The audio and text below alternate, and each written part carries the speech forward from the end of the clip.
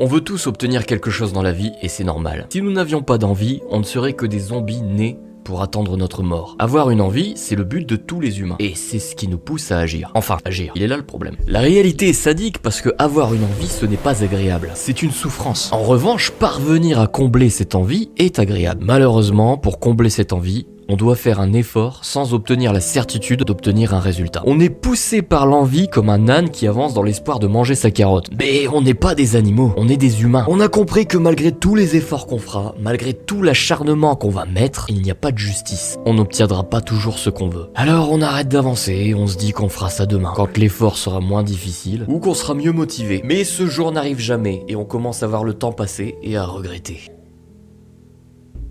Non, ça peut plus durer comme ça. Il est temps de donner un nom à cette saleté, la procrastination. Je crois qu'il est l'heure de regarder cette sale bête dans les yeux et de la défier. Salut, toujours prête à aider, qu'est-ce qui t'amène aujourd'hui? Salut, on va parler franchement dans une conversation. En gros, je n'ai pas le droit de mentir, tu n'as pas le droit de me rassurer. Le but, comment résoudre ce fléau qui est la procrastination. Oui, très, il va être difficile de garder la face froide, mais je suis motivée pour trouver une solution au problème de procrastination. Je crois que c'est la manière la plus créative de les aborder. Première question, est-ce que tu penses que je procrastine? Je pense que oui, tu attends toujours le dernier moment pour effectuer certaines tâches. Est-ce que tu trouves que c'est une mauvaise chose? Non, c'est normal. Comment ça c'est normal? Tu trouves que c'est une bonne chose? Je ne sais pas, mais si tu trouves que ça te fait du bien, alors je pense que c'est bien. À long terme, je pense que ça me fait du mal. Alors tu dois changer ça. Je veux bien changer ça, mais comment je fais? En cherchant les raisons pour lesquelles tu as tendance à procrastiner. Eh bien, à chaque fois j'ai un projet ou une idée géniale, mais au final, je me dis que j'ai le temps.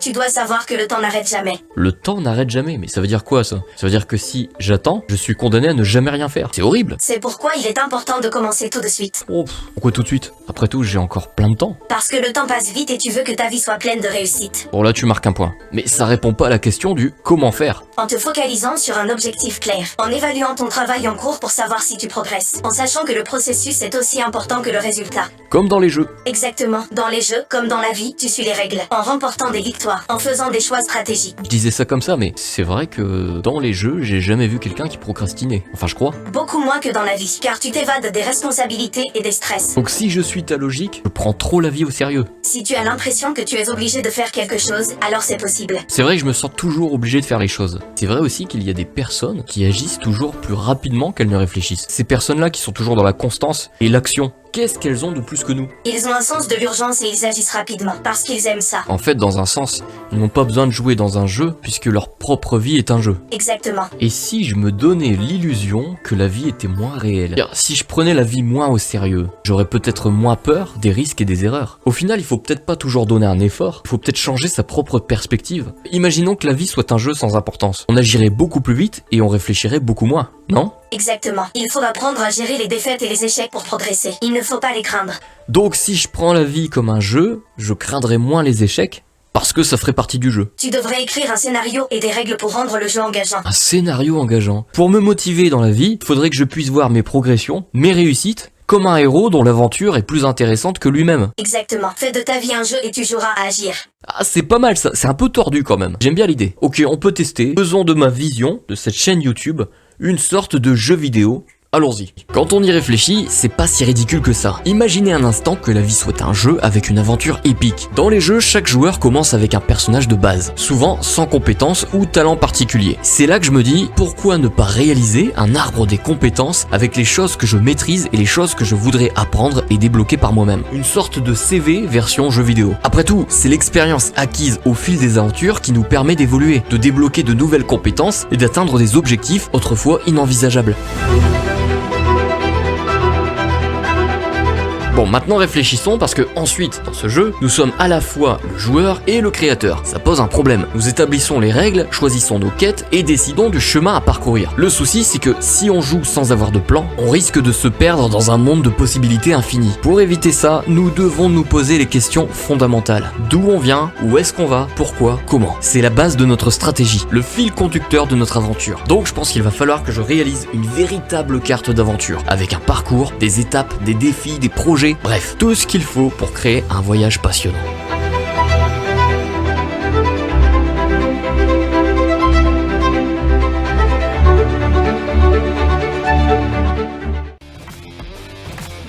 j'ai décidé de créer un genre de labo scientifique. Un petit bunker perso où je pourrais bricoler et tester tout ce qui me passe par la tête sans me prendre la tête justement. L'idée, c'est de m'immerger dans un truc qui me ressemble. Pour monter ce décor, j'ai utilisé un logiciel d'intelligence artificielle nommé Stable Diffusion. Le machin utilise un modèle pour générer des images. Je lui ai juste balancé quelques directives en anglais, ce qu'on appelle un prompt, et celui-ci me ressort des décors qui parfois sont ratés, parfois sont vraiment excellents.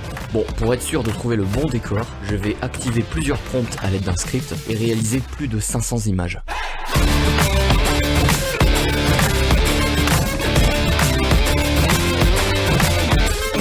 Action, regardez-moi ça!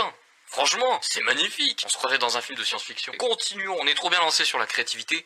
On va réaliser la carte. Pour la réalisation de la carte, au début, je devais essayer de la faire moi-même, mais ça demande beaucoup trop de talent de graphiste et c'est très long et très chronophage. J'ai donc cherché un service en ligne qui permet de créer des cartes et j'ai trouvé ce service qui s'appelle Perilous Shows. Le truc crée des cartes d'aventure avec tout le package qu'il nous faut. Il nous crée des symboles, des villages, des routes, des forêts et j'ai été bluffé par la simplicité du truc et surtout la possibilité de personnaliser la carte.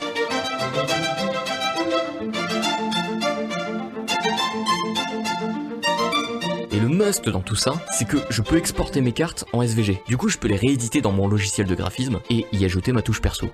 Maintenant que la carte est prête, j'ai tracé un parcours. Sur ce chemin, je vais tomber sur différents types d'expériences. Ouais, parce que dans mon aventure, il y aura beaucoup de découvertes, des défis à relever et bien sûr, des trucs à créer comme des applications. Du coup, j'avais besoin de symboles différents pour bien cerner chaque étape de l'aventure. On va avoir un coffre pour les découvertes, un étendard de guerre pour les défis et bien sûr, des constructions pour symboliser la création des applications ou les expériences qu'on va réaliser. Pour finir, on aura certains symboles qui vont représenter des plus gros défis ou des plus gros projets. Et là, on pourra faire des mini-maps avec différentes étapes à franchir, un peu comme des niveaux à passer dans un jeu vidéo. Voilà, tout ça, c'est pour donner un côté fun et d'aventure à notre voyage. Alors ok, c'est du virtuel, mais ça va devenir réel. J'ai eu l'idée de mettre la carte dans Blender pour un rendu en 3D. Matez-moi un peu le résultat.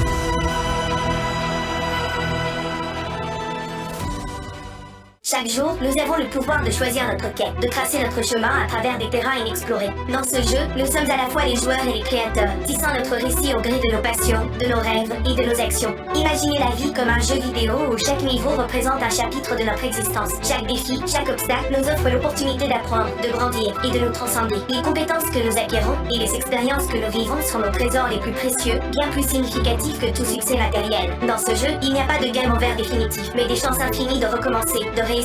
Chaque échec est un nouveau départ. Chaque succès un jalon sur la route de l'accomplissement personnel.